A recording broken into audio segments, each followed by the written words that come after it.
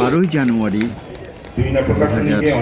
গঠনের জন্য 2026 রামকৃষ্ণ বিবেকানন্দ স্বামী বিবেকানন্দের 164তম জন্মজয়ন্তী আমি সারা দেশের মতো পালিত হলো Ramakrishna mission Swami Vivekananda ancestral house and cultural centre, অর্থাৎ স্বামীজির পৈতৃক বাসভবন।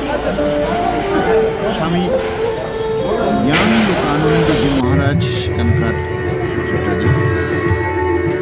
তার সঙ্গে আমাদের সাক্ষাৎ হলো এবং তার সাক্ষাৎকার আমরা নিলাম। সারা দিন ধরে প্রচুর মানুষ, অগণিত মানুষ সেখানে এসেছেন, প্রসাদ নিয়েছেন, স্বামীজির প্রতি শ্রদ্ধার্ঘ্য অর্পণ করেছেন এবং সারাদিন ধরে বিভিন্ন রাজনৈতিক ব্যক্তিবর্গ তারা উপস্থিত ছিলেন এই স্বামীজিকে শ্রদ্ধা জানানোর জন্য। আমরাও ছিলাম স্বামীজির এই অনুষ্ঠানটিতে। আমরা তার একটা না গাড়িতে হবে না, তাহলে বলো স্বামীজি বাড়ি থেকে হুইল চেয়ার আনছি, সেটা ভালো হবে।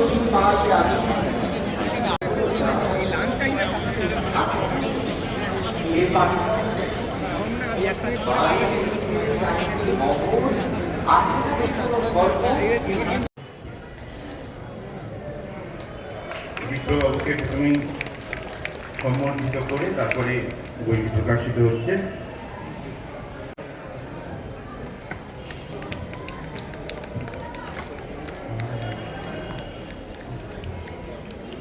Averting the internal ancient fear is seen, fear is এই বলে বলে তারা শেষ করে বলছেন দেয়ারফর তার উপায়টা কি? অ্যারাইজ। অ্যারাইজ মানে যে অবস্থায় আছো, মেজাটে জীবন চলছে, ওই হচ্ছে, কেমন আছো, ওই চলছে। ছেলেকে অক্ষয় কুমার দত্তের জীবন ও সাহিত্য, লেখক ডক্টর বিশ্বরূপ চক্রবর্তী এবং আমাদের পরম পূজ্যপাদ সম্পাদক মহারাজজির একটি বই, যেটি অনুবাদ স্বরূপ, যেটি প্রকাশ হবে আজকে এই মঞ্চ থেকে। Line with the idea and ideas of Swami Vivekananda. Participants were grouped into 3 age categories. Category 1, class 5 to 8. Category 2, class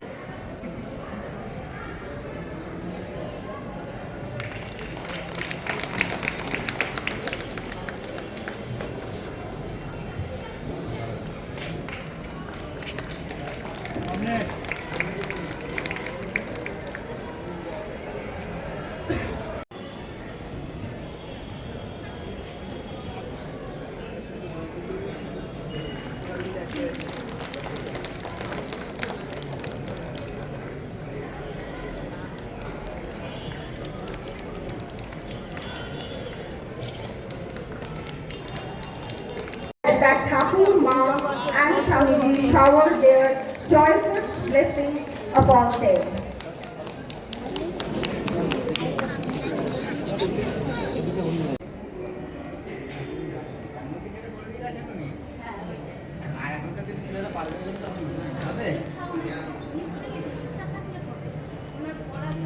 গত 14 নভেম্বর তারিখে লন্ডনে একটি বই প্রকাশিত হয়েছিল, কন্টেমপ্লেশন অন লাইফ ডিভাইন। এটি আসলে অরিজিনাল আর্টিকেলগুলো বাংলায় লেখা, ইংরেজিতে অনুবাদ করেছেন বিপ্লববাবু। ইনি বিপ্লব ভট্টাচার্য। এটা আজকে আনুষ্ঠানিকভাবে প্রকাশিত হচ্ছে। আর সেই সঙ্গে অ্যানুয়াল ভলিউম আমাদের 2026, এটি প্রতি বছর 12 জানুয়ারি প্রকাশিত হয়। এই বইটিও এখানে প্রকাশিত হলো।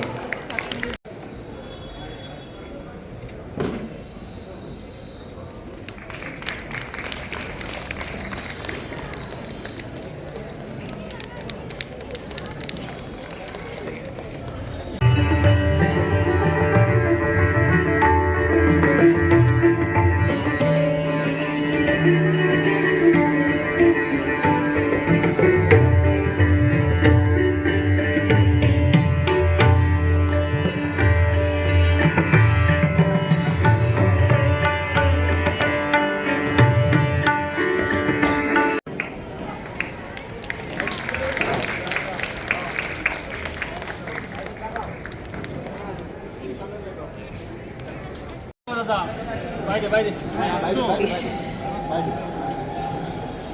আচ্ছা কাকে আপনাকে না আচ্ছা আর ওটা এনেছো পেন রাখার ওইটা ক্যালেন্ডার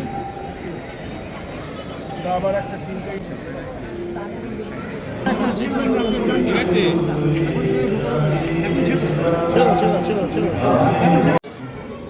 লেখককে প্রথমেই সম্বর্ধনা দিল প্রকাশনী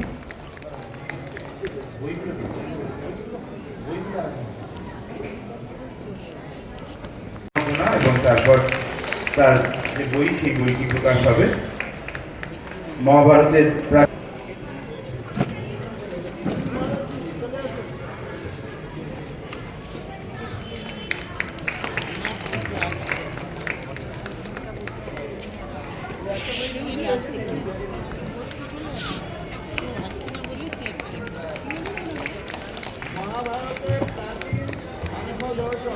মহাভারত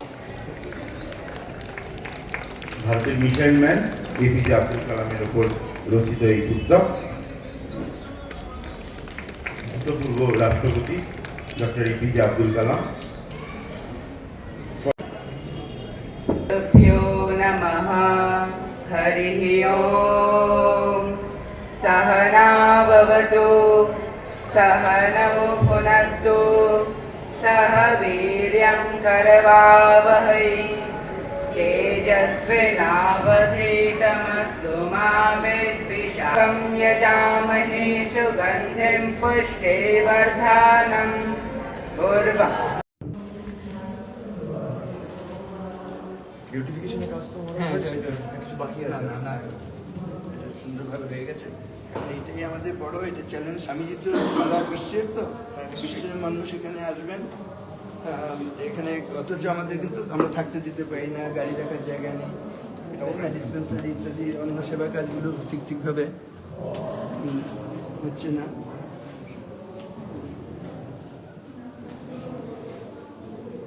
স্থান সংকুলান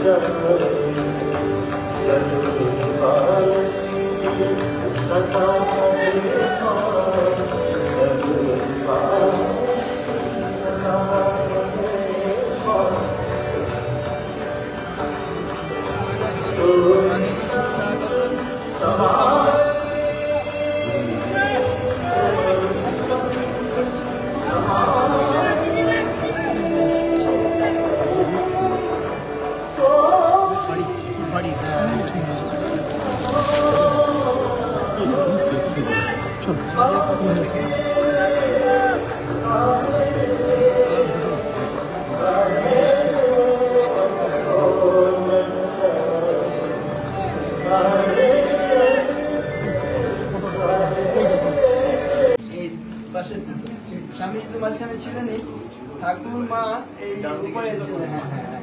এখন এই সিংহাসন করে মাইসুর থেকে করিয়ে আনা হয়েছে।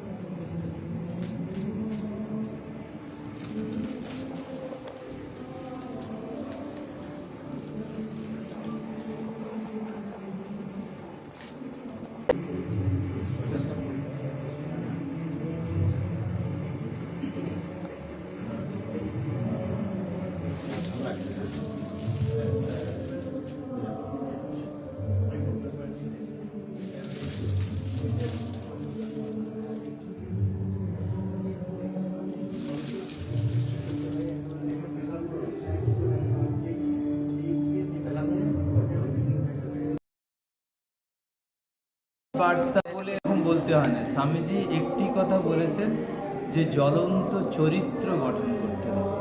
এই চরিত্রই হচ্ছে কি যে স্বামীজির কাছে প্রধান অস্ত্র। স্বামীজি বলছে যে আমার কয়েক ভারতবর্ষ পরিবর্তন করা যায়। সেই যুবক মানে সেই 2 হাত 2 পা বিশিষ্ট আর চোখ বিশিষ্ট নাক বিশিষ্ট এইরকম নয়। যুবক তার মধ্যে প্রাণবন্ত থাকবে, তার মধ্যে ভালোবাসা থাকবে, তার মধ্যে জীবন্ত চরিত্র থাকবে।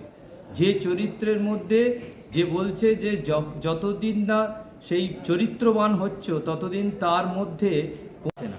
এই চরিত্রবান এই চরিত্র যেটা মনুষ্যত্বের বিকাশ আসে, যার মধ্যে ভালোবাসা আসে, যার মধ্যে মানুষ মানুষের জন্য সহানুভূতি, যে মানুষ মানুষের পাশে দাঁড়াবে এবং নিজের আদর্শে অনুপ্রাণিত হবে। স্বামীজি যেখানে বলছেন মূর্খ ভারতবাসী, দরিদ্র ভারতবাসী, চণ্ডাল ভারতবাসী আমার ভাই, তাই আমরা কতটা ভ্রাতৃত্ববোধ বর্তমানে বজায় রাখতে পারছি? এই ভ্রাতৃত্ববোধ গীতা এক জায়গায় বলছেন যে বিদ্যা বিনয় সম্পন্নে শুনি চৈব সপাক চ পণ্ডিত সমদর্শিনা। এই তখনই একমাত্র আমরা ভ্রাতৃত্ববোধ বোধ করব যখন আমরা আমাদের যে স্বস্বরূপকে বুঝতে পারবো, এবং স্বস্বরূপকে যদি বুঝতে পারি প্রত্যেকের মধ্যে সেই স্বরূপ অবস্থান করছে, সেই চেতনা অবস্থান করছে, তখনই আমরা কেবলমাত্র ভ্রাতৃত্ব আনতে পারবো, তা আগে আনতে পারবো না।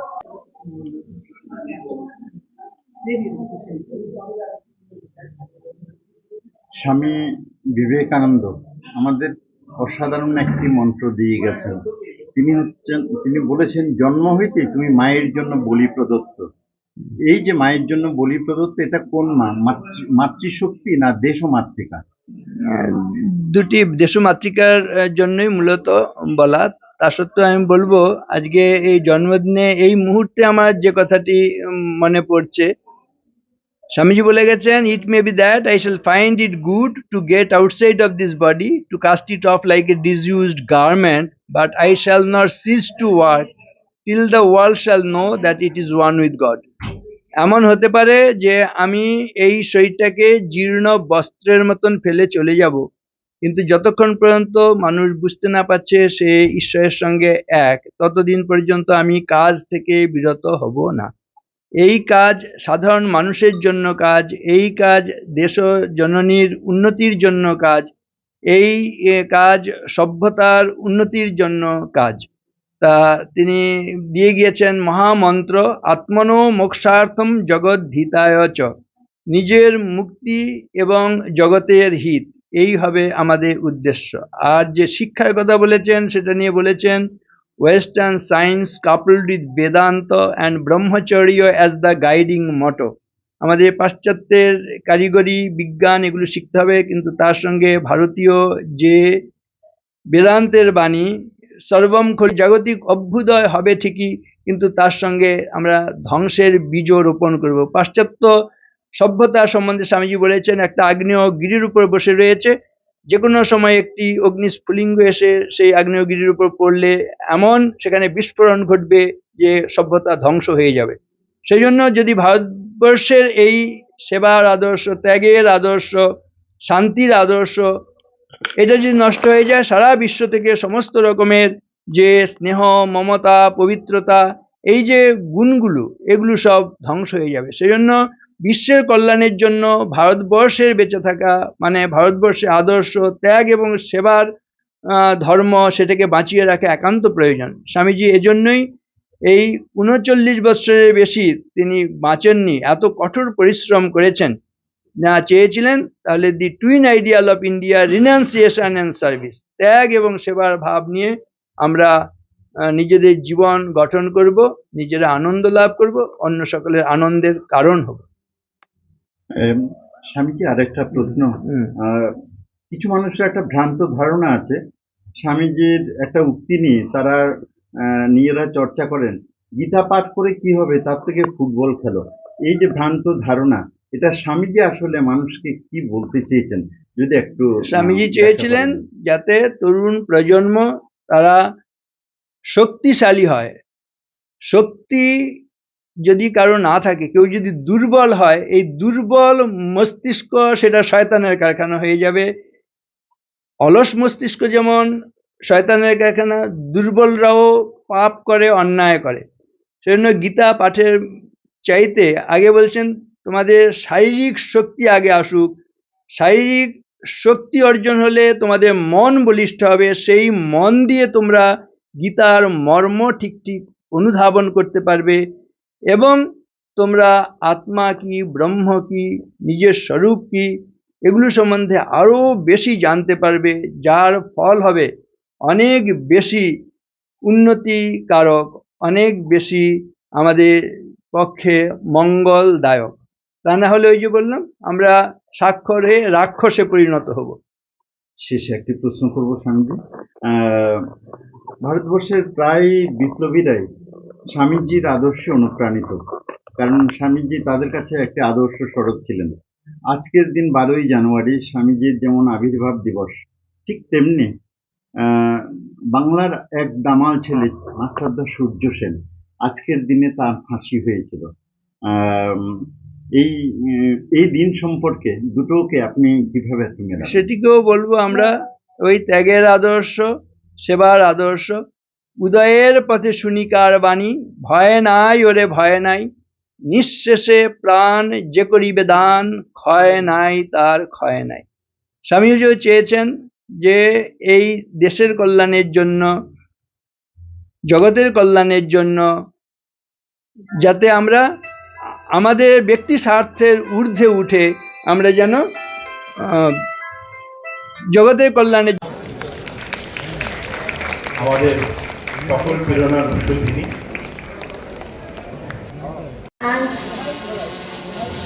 Nehal Bhorari will be felicitated by Maharaj Ji for this